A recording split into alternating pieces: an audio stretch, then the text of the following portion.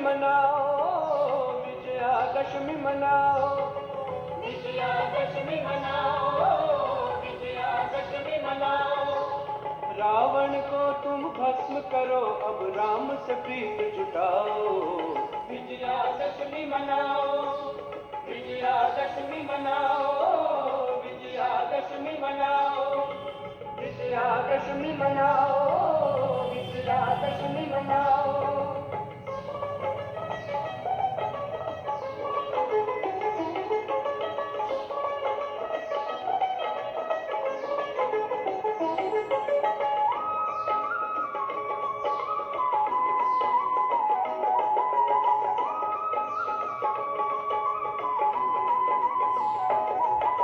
शोक वाटिका इस कलयुग में राम स्वयं शिव आया।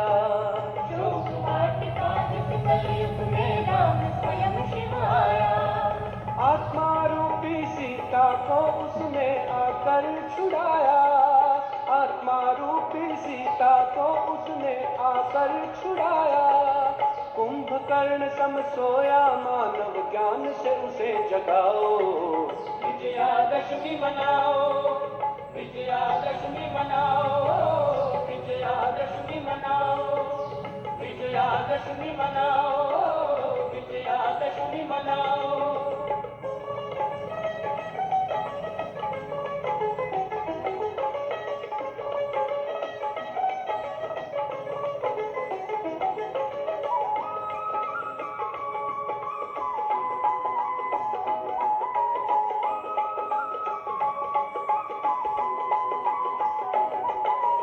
कल्प की है अंत घड़ी, ये लंका जलने वाली। कल्प की है अंत घड़ी, है लंका जलने वाली। आत्मशुद्धि की अग्नि परीक्षा संगम में होने वाली। आत्मशुद्धि की अग्नि परीक्षा संगम में होने वाली। संपूर्ण ये पवित्रता से राम राज्य फिर लाओ। विजयादशमी मनाओ, विजयादशमी मनाओ, विजयादशमी मनाओ, विजयादशमी मनाओ, विजयादशमी मनाओ।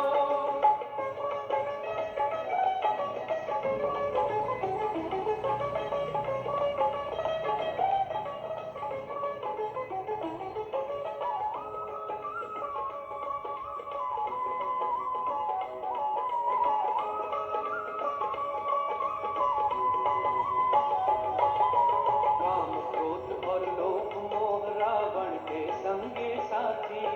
काम क्रोध और लोभ मोह रावण के संगी साथी। इन विकारों ने हर आत्मा कैद मिला के बिठा दी। इन विकारों ने हर आत्मा कैद मिला के बिठा दी। ओ स्वतंत्र अब जग सारा, ऐसा तप कमाओ। विजयादशमी मनाओ, विजयादशमी मनाओ, विजयादशमी मनाओ, विजयादशमी मनाओ, विजयादशमी मनाओ। रावण को तुम भस्म करो, अब राम से प्रीत जुटाओ। विजयादशमी मनाओ, विजयादशमी मनाओ, विजयादशमी मनाओ, विजयादशमी मनाओ, विजयादशमी मनाओ, विजयादशमी मनाओ।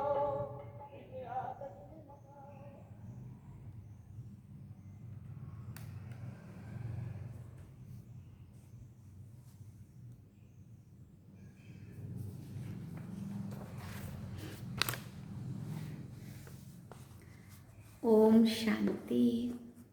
बाबा गुड मॉर्निंग। आज बाबा के 12 अक्टूबर 2024 के महावाक्य हैं और आज का दिन तो विशेष दिन है, जो आप सब ने अभी गीत भी सुना, दशहरे का दिन। दशहरा अर्थात राम की रावण पर विजय जिस दिन हुई, कलयुग के अंत में बाबा ने आकर के और विकारों पर विजय प्राप्त कराई, विकार बुराइयों से हमें मुक्त कराया, उसका यादगार ये दशहरा है, बुराइयों पर विजय प्राप्त करने का यादगार। अच्छाई की बुराई पर विजय। जो अभी हम सभी बाबा के बच्चे माया के ऊपर विजय प्राप्त कर रहे हैं। माया, रावण, विकार, बुराइयां, दुर्गुण, अवगुण जो भी है कुछ ज्ञान योग से और इनके ऊपर जीत प्राप्त कर रहे हैं। उसका यादगार 10 सिर वाला रावण मारा गया और हम आत्माएं शिव बाबा के साथ वापस एक बार घर जाएंगी और वापस सतयुग में आकर के अपना खोया हुआ राज्य प्राप्त करेंगी, सतयुगी देवताओं वाला राज्य, है ना। तो ये सारी बहुत अच्छा जो गीत सुना होगा आपने ध्यान से।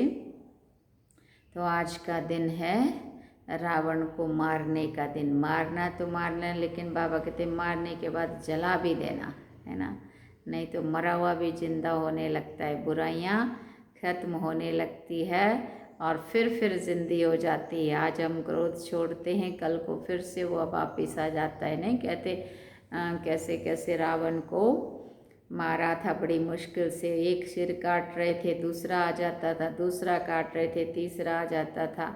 ऐसे फिर उनको कहा, विभीषण ने राम को कहा कि प्रभु इनको ऐसे नहीं मार सकते हैं, इनकी नाभि में तीर लगाओ तब ये मरेंगे, नहीं तो रावण मारा नहीं जाएगा। तो फिर उन्होंने नाभि में तीर लगाया और फिर उनका खात्मा हुआ। तो नाभि में तीर लगाना माना ही देह भान को खत्म करना। एक एक विकार बुराई को ख़त्म करने के लिए हमें मेहनत नहीं करनी है, लेकिन बाबा ने कहा तुम्हें क्या करना है, देह अभिमान को खत्म कर दो, अपने आत्म अभिमानी स्वरूप में टिक जाओ। योग अग्नि के द्वारा सभी विकार बुराइयों को भस्म कर दो। योग अग्नि से हम आत्माएं शुद्ध पवित्र सतो प्रधान बनेंगी, गुणवान बनेंगी और बुराइयां सारी नष्ट हो जाएंगी और आखिर सच्चा दशहरा हम मनाएंगे। तो इन्हीं शब्दों के साथ आप सभी को दशहरे की बहुत बहुत बहुत दिल से शुभकामनाएं। जल्दी से जल्दी ये संगम युग पर हम सब मनुष्य आत्माएं अपने विकार बुराइयों से छुटकारा पाएं। शिव बाबा को इतना याद करें जो सब विकार बुराइयां खत्म हो जाएं और हम रावण पर विजय प्राप्त करें, है ना। इसलिए विजयदशमी मनाओ कहा।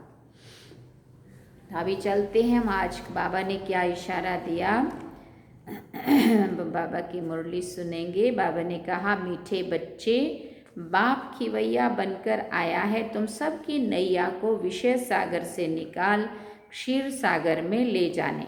अभी तुमको इस पार से उस पार जाना है। बाबा ने प्रश्न पूछा, तुम बच्चे हर एक का पार्ट देखते हुए किसी की भी निंदा नहीं कर सकते हो, क्यों? बाबा ने उत्तर में कहा, क्योंकि तुम जानते हो ये अनादि बना बनाया ड्रामा है। इसमें हर एक एक्टर अपना अपना पार्ट बजा रहे हैं, किसी का भी कोई दोष नहीं है। ये भक्ति मार्ग भी फिर से पास होना है, इसमें ज़रा भी चेंज नहीं हो सकती है। बाबा ने प्रश्न पूछा, किन 2 शब्दों में सारे चक्र का ज्ञान समाया हुआ है? बाबा ने उत्तर में कहा, आज और कल। कल हम सतयुग में थे, आज 84 जन्मों का चक्र लगाकर नरक में पहुँचे, कल फिर स्वर्ग में जाएंगे। ओम शांति। अब बच्चे सामने बैठे हैं, जहाँ से आते हैं वहाँ अपने सेंटर्स पर जब रहते हैं तो वहाँ ऐसे नहीं समझेंगे कि हम ऊंचते ऊंच बाप के सन्मुख बैठे हैं। वही हमारा टीचर भी है, वही हमारी नैया को पार लगाने वाला है, जिसको ही गुरु कहते हैं। यहाँ तुम समझते हो हम सन्मुख बैठे हैं। हाँ, मधुबन में जब जाते हैं तो बाबा से सामने बैठ के मुरली सुनते हैं ना। हमको इस विषय सागर से निकाल कर क्षीर सागर में ले जाते हैं। पार ले जाने वाला बाप भी सन्मुख बैठा है। वो एक ही शिव बाप की आत्मा है, जिसको ही सुप्रीम अथवा ऊंचते ऊंच भगवान कहा जाता है। अभी तुम बच्चे समझते हो हम ऊंचते ऊंच भगवान शिव बाबा के सामने बैठे हैं। वो इसमें बैठे माने ब्रह्मातन में बैठे। वो तुमको पार भी पहुंचाते हैं। उनको रथ भी ज़रूर चाहिए ना, नहीं तो श्रीमत कैसे दें। अभी तुम बच्चों को निश्चय है बाबा हमारा बाप भी है, टीचर भी है, पार ले जाने वाला भी है। अभी हम आत्माएं अपने घर शांति धाम में जाने वाली हैं। वो बाबा हमको रास्ता बता रहे हैं। वहाँ सेंटर्स पर बैठने और यहाँ सन्मुख बैठने में रात दिन का फर्क है। वहाँ ऐसे नहीं समझेंगे कि हम सन्मुख बैठे हैं। यहाँ ये महसूसता आती है अभी हम पुरुषार्थ कर रहे हैं। पुरुषार्थ कराने वाले को खुशी रहेगी। अभी हम पावन बनकर घर जा रहे हैं। जैसे नाटक के एक्टर्स होते हैं तो समझते हैं अब नाटक पूरा हुआ। अभी बाप आए हैं हम आत्माओं को ले जाने के लिए। ये भी समझाते हैं तुम घर कैसे जा सकते हो। वो बाप भी है, नैया को पार लगाने वाला खिवैया भी है। वो लोग भले गाते हैं परंतु समझते कुछ भी नहीं है कि नैया किसको कहा जाता है। क्या वो शरीर को ले जाएगा? नैया पार लगाने को कहते तो क्या वो शरीरों को ले जाएगा? नहीं। अभी तुम बच्चे जानते हो हमारी आत्मा को वो पार ले जाते हैं। अभी आत्मा इस शरीर के द्वारा वैशाल्य में विषय वैतरणी नदी में पड़ी है। ये हम असुल रहवासी शांति धाम के थे। हमको पार ले जाने वाला अर्थात घर ले जाने वाला बाप मिला है। तुम्हारी राजधानी थी जो माया रावण ने सारी छीन ली है। वो राजधानी फिर ज़रूर लेनी है। बेहद का बाप कहते हैं बच्चों अब अपने घर को याद करो। वहाँ जाकर फिर क्षीर सागर में आना है। यहाँ है विष का सागर, वहाँ है क्षीर सागर और मूल वतन है शांति का सागर। तीनों धाम है। ये तो है फिर दुख धाम। बाप समझाते हैं मीठे मीठे बच्चे। क्या समझाते हैं बाबा? मीठे मीठे बच्चे अपने को आत्मा समझ बाप को याद करो। कहने वाला कौन है? किसके द्वारा कहते हैं? सारा दिन मीठे मीठे बच्चे कहते रहते हैं। अभी आत्मा पतित है जिस कारण शरीर भी ऐसा मिलेगा। अभी तुम समझते हो हम पक्के पक्के सोने के जेवर थे, फिर खाद पड़ते पड़ते झूठे बन गए हैं। अब वो झूठ कैसे निकले, इसलिए ये याद के यात्रा की भट्ठी है। अग्नि में सोना पक्का होता है ना। बाप बार बार समझाते हैं ये समझानी जो तुमको देता हूँ हर कल्प देता आया हूँ। हमारा पाठ है 5000 वर्ष के बाद आकर कहता हूँ, क्या कहता हूँ कि बच्चे पावन बनो। सतयुग में भी तुम्हारी आत्मा पावन थी। शांति धाम में भी पावन आत्मा रहती है। वो तो है हमारा घर। कितना स्वीट घर है जहाँ जाने के लिए मनुष्य कितना माथा मारते हैं। बाप समझाते हैं अभी सबको जाना है, फिर पार्ट बजाने के लिए आना है। ये तो बच्चों को ने समझा है। बच्चे जब दुखी होते हैं तो कहते हैं हे भगवान हमें अपने पास बुलाओ। हमको यहाँ दुख में क्यों छोड़ा है? जानते हैं बाप परम धाम में रहते हैं तो कहते हैं हे भगवान हमको परम धाम में बुलाओ। सतयुग में ऐसे नहीं कहेंगे, वहाँ तो सुख ही सुख है, यहाँ अनेक दुख हैं। तब तो पुकारते हैं हे भगवान। आत्मा को याद रहती है परंतु भगवान को जानते बिल्कुल नहीं है। अभी तुम बच्चों को बाप का परिचय मिला है। बाप रहते हैं परम धाम में, घर को ही याद करते हैं। ऐसे कभी नहीं कहेंगे राजधानी में बुलाओ। राजधानी के लिए कभी नहीं कहेंगे। बाप तो राजधानी में रहते भी नहीं हैं, वो रहते ही हैं शांति धाम में, है ना। राजधानी माना सतयुग में तो बाबा नहीं आते ना, और वहाँ बुलाते भी नहीं। सब शांति मांगते हैं। परम धाम में भगवान के पास ज़रूर शांति ही होगी, जिसको मुक्ति धाम कहते हैं। वो है आत्माओं के रहने का स्थान जहाँ से आत्माएं आती हैं। सतयुग को घर नहीं कहेंगे, वो है राजधानी। अब तुम कहाँ कहाँ से आए हो, यहाँ आकर सन्मुख बैठे हो। बाप बच्चे बच्चे कहकर बात करते हैं। बाप के रूप में बच्चे बच्चे भी कहते हैं। फिर टीचर सृष्टि के आदि मध्य अंत का राज अथवा हिस्ट्री ज्योग्राफी समझाते हैं। ये बातें कोई शास्त्रों में नहीं है। तुम बच्चे जानते हो मूल वतन है हम आत्माओं का घर। सूक्ष्म वतन तो है ही दिव्य दृष्टि की बात। बाकी सतयुग, त्रेता, द्वापर, कलयुग तो यहाँ ही होता है। पार्ट भी तुम यहाँ बजाते हो, सूक्ष्म वतन का कोई पार्ट नहीं है। ये साक्षात्कार की बात है, कल और आज, ये तो अच्छी रीति बुद्धि में होना चाहिए। कल हम सतयुग में थे, फिर 84 जन्म लेते लेते आज कहाँ पहुँच गए? नरक में आ गए हैं। बाप को बुलाते भी नरक में हैं। सतयुग में तो अथाह सुख है, तो कोई बुलाते ही नहीं है। यहाँ तुम शरीर में हो तब बात करते हो। बाप भी कहते हैं मैं जानी जाननहार हूँ, अर्थात सृष्टि के आदि मध्य अंत को जानता हूँ, परंतु सुनाऊँ कैसे? विचार की बात है ना, इसलिए लिखा हुआ है। बाप रथ लेते हैं, कहते हैं मेरा जन्म तुम्हारे सदृश नहीं है, मैं इसमें प्रवेश करता हूँ। रथ का भी परिचय देते हैं। ये आत्मा भी नाम रूप धारण करते करते तमो प्रधान बनती है। इस समय सब छोरे हैं, क्योंकि बाप को नहीं जानते हैं, तो सब छोरे और छोरियां हो गए। आपस में लड़ते हैं तो कहते हैं ना, छोरे छोरियां लड़ते क्यों हो? तो बाप कहते हैं मुझे तो सब भूल गए हैं। आत्मा कहती है छोरे छोरियां। लौकिक बाप भी ऐसे कहते, बेहद का बाप कहते छोरे छोरियां ये हाल क्यों हुआ है?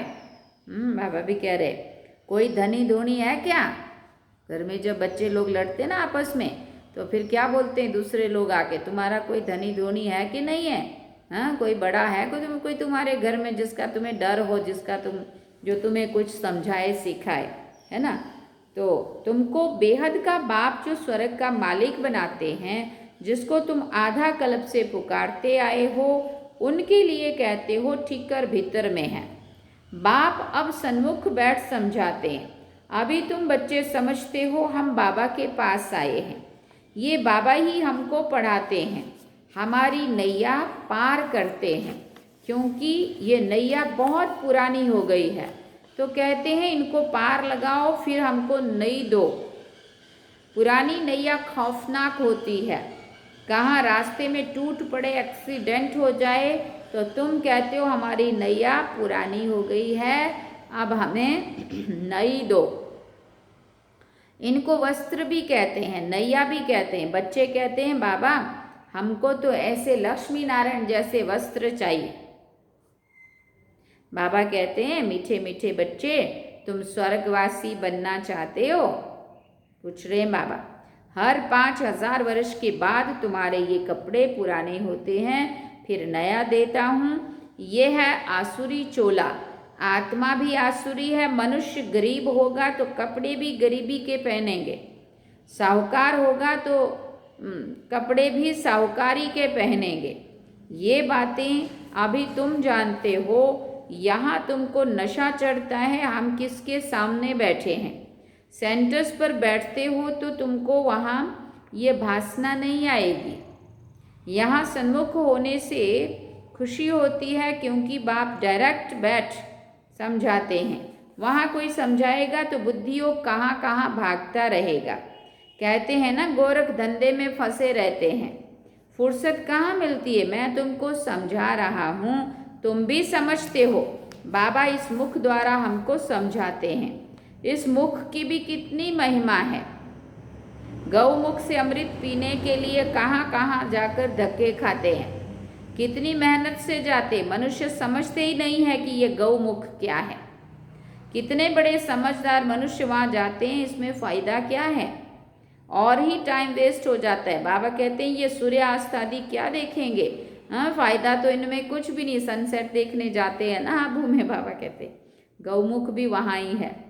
फ़ायदा होता ही पढ़ाई में है।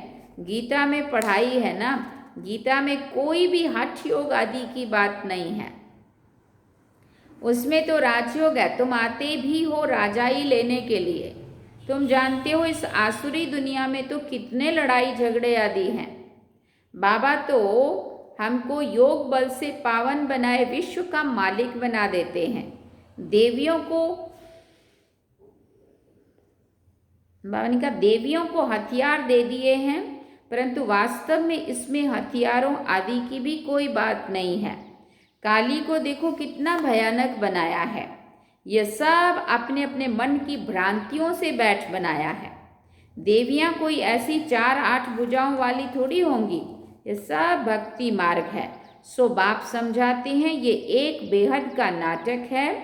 इसमें कोई की निंदा आदि की बात नहीं है। अनादि ड्रामा बना हुआ है। इसमें फर्क कुछ भी पड़ता नहीं है। ज्ञान किसको कहा जाता है, भक्ति किसको कहा जाता, ये बाप समझाते हैं। भक्ति मार्ग से फिर भी तुमको पास करना पड़ेगा। ऐसे नहीं कि तुम 84 का चक्र लगाते लगाते नीचे आएंगे। ये अनादि बना बनाया बड़ा अच्छा नाटक है जो बाप समझाते हैं। इस ड्रामा के राज को समझने से तुम विश्व के मालिक बन जाते हो। वंडर है ना कि भक्ति कैसे चलती है, ज्ञान कैसे चलता है। ये खेल अनादि बना हुआ है। इसमें कुछ भी चेंज नहीं हो सकता। वो तो कह देते हैं ब्रह्म में लीन हो गया, फिर या तो कहेंगे ज्योति ज्योत समाया। ये संकल्प की दुनिया है, जिसको जो आता है वो कहते रहते हैं। ये तो बना बनाया खेल है। मनुष्य बाइस्कोप देख कर आते हैं, क्या उनको संकल्प का खेल कहेंगे? बाप बैठ समझाते बच्चे ये बेहद का नाटक है जो हूबहू रिपीट होगा। बाप ही आकर ये नॉलेज देते हैं क्योंकि वो नॉलेजफुल है। मनुष्य सृष्टि का बीज रूप है, चैतन्य है, उनको ही सारी नॉलेज है। मनुष्यों ने तो लाखों वर्ष आयु दिखा दी है। बाप कहते हैं इतनी आयु थोड़ी हो सकती है। बाइस्कोप लाखों वर्षों का हो तो कोई की बुद्धि में नहीं बैठे।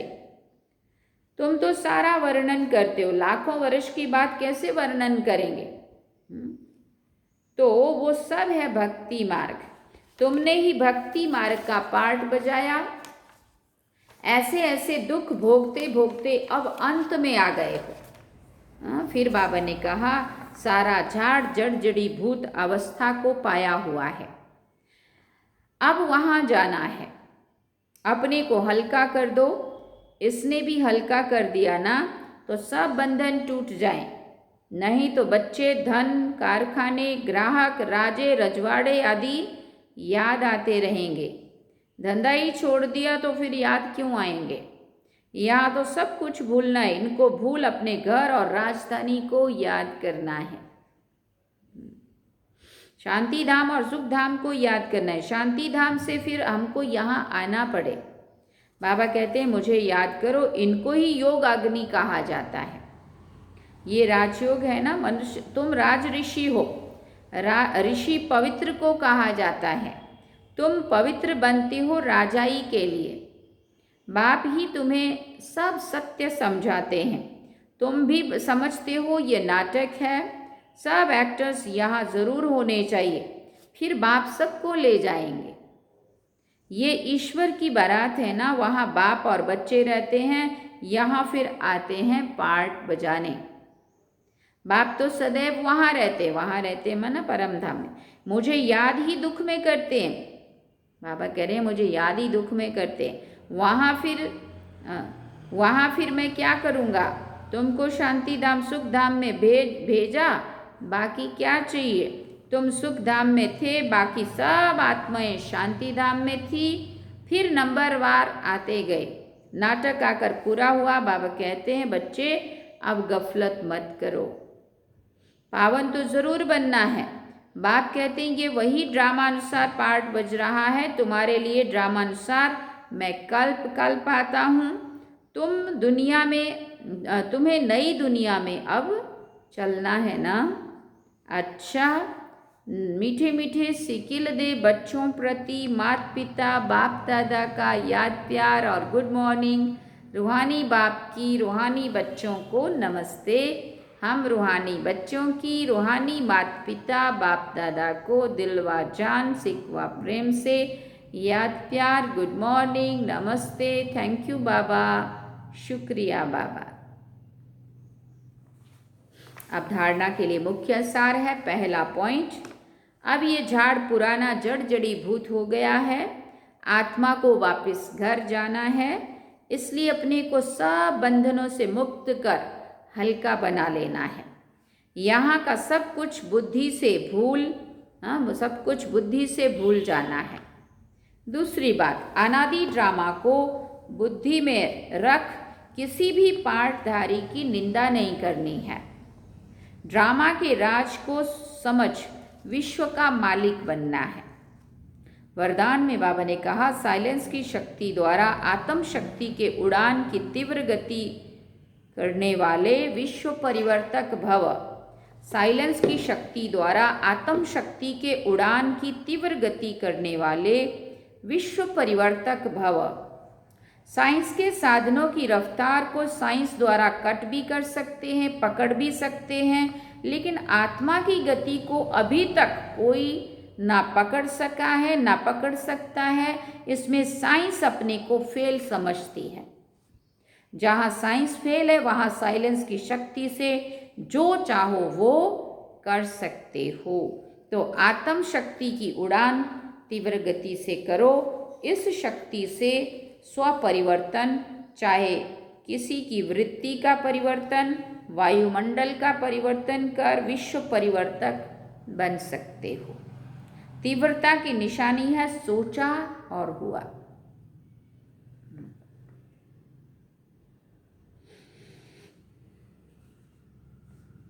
स्लोगन में बाबा ने कहा, शिक्षा दाता के साथ रहम दिल बन, सहयोगी बन। शिक्षा दाता के साथ क्या करना पड़ेगा? रहम दिल बन, सहयोगी बन। ओम शांति। सार में बाबा ने कहा, मीठे बच्चे, बाप खिवैया बनकर आया है तुम सब की नैया को विशेष सागर से निकाल क्षीर सागर में ले जाने। अभी तुमको इस पार से उस पार जाना है। ओम शांति। तो ये थे बाबा के आज के महावाक्य जो हम सभी ने सुने। तो आज शाम को तो लोग रावण को जलाएंगे, जलेबी फाफड़ा खाएंगे, परंतु उसको सही अर्थ से जानना और फिर उसको मानना और फिर उसको मनाना है ना। ये चीज़ बाबा ने हमें इस मुरली के द्वारा, इस ज्ञान के द्वारा पक्की कराई, समझाई है। तो अभी आज हम अपने अंदर के सच्चाई से उस रावण को जलाएंगे, योग अग्नि के द्वारा उसको भस्म करेंगे। सभी बुराइयों से मुक्त होने के लिए बाबा से प्रतिज्ञा करेंगे, बाबा हम इस रावण को मार डालेंगे, विजयी बनेंगे। ठीक है। ओम शांति। फिर से आप सभी को हैप्पी दशहरा। चलिए बाबा की याद में।